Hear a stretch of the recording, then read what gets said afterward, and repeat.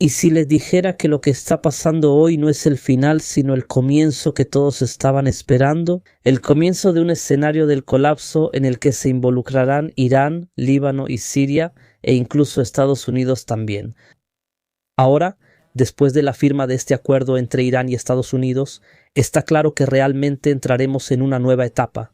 Y está claro que realmente viviremos grandes acontecimientos que inevitablemente conducirán al escenario del colapso. ¿Cómo es eso? Ese es nuestro tema de hoy. Quédense con nosotros.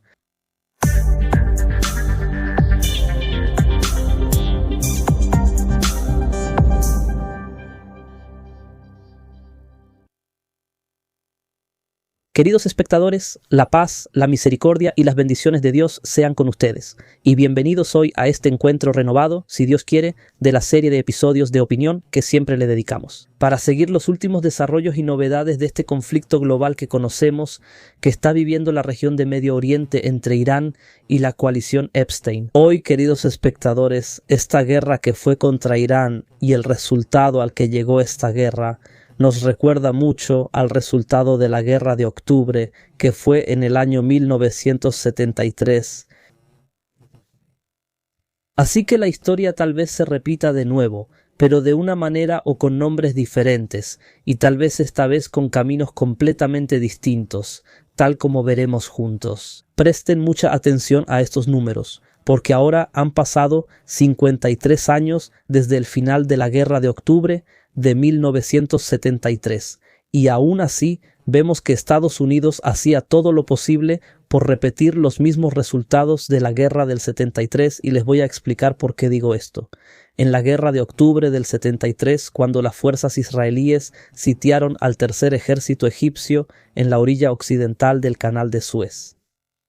Y el gobierno de Golda Meir estaba a solo un paso, es decir, de lograr una victoria militar completa sobre Egipto. Egipto estaba al borde del colapso en ese momento, es decir, en ese entonces la administración de Estados Unidos, liderada por Richard Nixon, tomó una medida que se repetiría muchas veces en el futuro, después de eso. De hecho, incluso Trump intentó una y otra vez repetir ese mismo paso. En ese momento, Estados Unidos impidió que Israel lograra una victoria total sobre Egipto y la amenazó con detener todo el apoyo militar y político. Luego, llegó a un acuerdo que en realidad salvó a Egipto y al entonces presidente egipcio fallecido, es decir, Anwar el-Sadat. En ese momento, Henry Kissinger llegó con el acuerdo de paz con Israel, lo que se conoce como el Acuerdo de Camp David en 1979, un acuerdo a través del cual Egipto quedó de rodillas. Egipto pasó de ser un país soberano aliado de la Unión Soviética en ese entonces, a un país sin soberanía y sometido a Estados Unidos por la imposición de hechos consumados.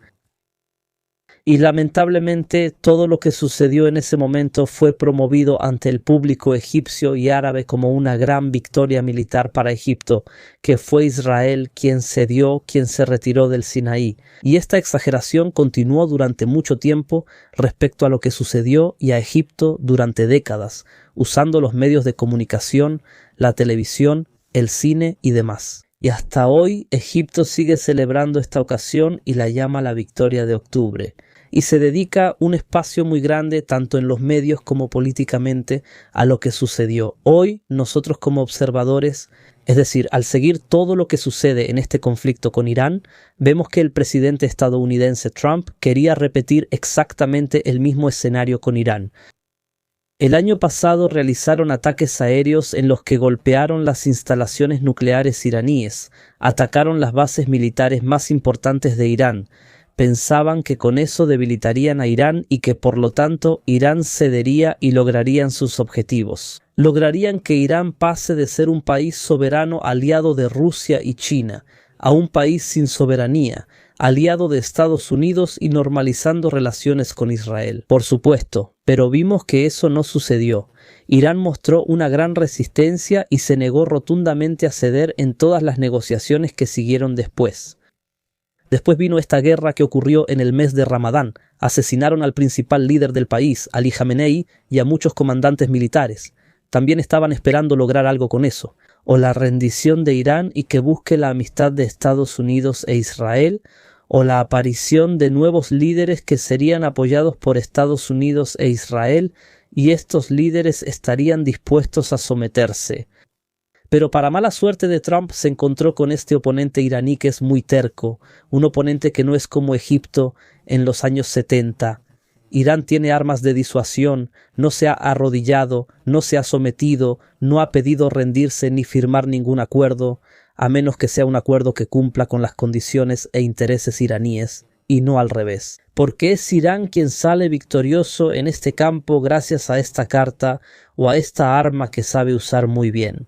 La carta del estrecho de Hormuz. Trump intentó una y otra vez lograr alguna victoria militar sobre Irán, para obligarla a arrodillarse de la misma manera en que Egipto fue obligado a arrodillarse en los años 70. Pero todos los intentos fracasaron, hubo una resistencia muy grande por parte de Irán, así que no se logró.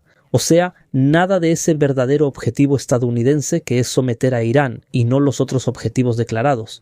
El objetivo real es someter a Irán. Convertir a Irán de un país completamente soberano a un país que solo ejecuta las órdenes extranjeras y las agendas estadounidenses en la región. El objetivo estadounidense e israelí declarado oficialmente del que se habla hoy, que es, por supuesto, impedir que Irán obtenga armas nucleares, ese objetivo es solo una tapadera. Irán siempre dice que no quiere obtener armas nucleares. Y si realmente lo quisiera, si hubiera querido obtenerlo hoy durante todo este conflicto que ha durado 3 meses, ¿quién habría podido impedirlo?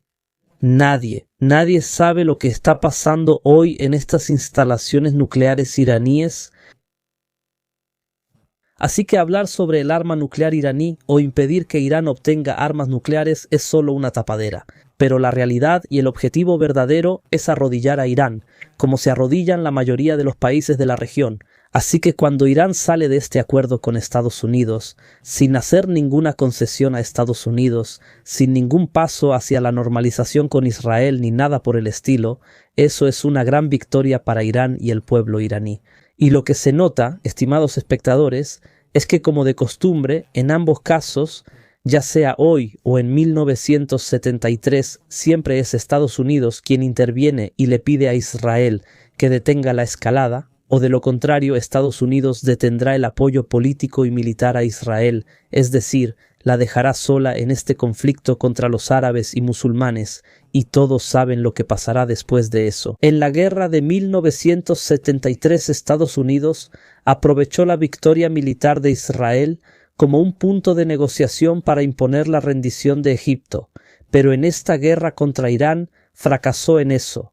Irán ganó militarmente. Por eso Trump ahora tal vez tome una medida contraria a Israel, para proteger la influencia y los intereses estadounidenses, para que Estados Unidos no pierda, y sobre su influencia en la región de Medio Oriente, porque la situación es muy peligrosa para Estados Unidos. Si no actúa, la situación es muy peligrosa, la influencia estadounidense caerá al fondo en la región de Medio Oriente.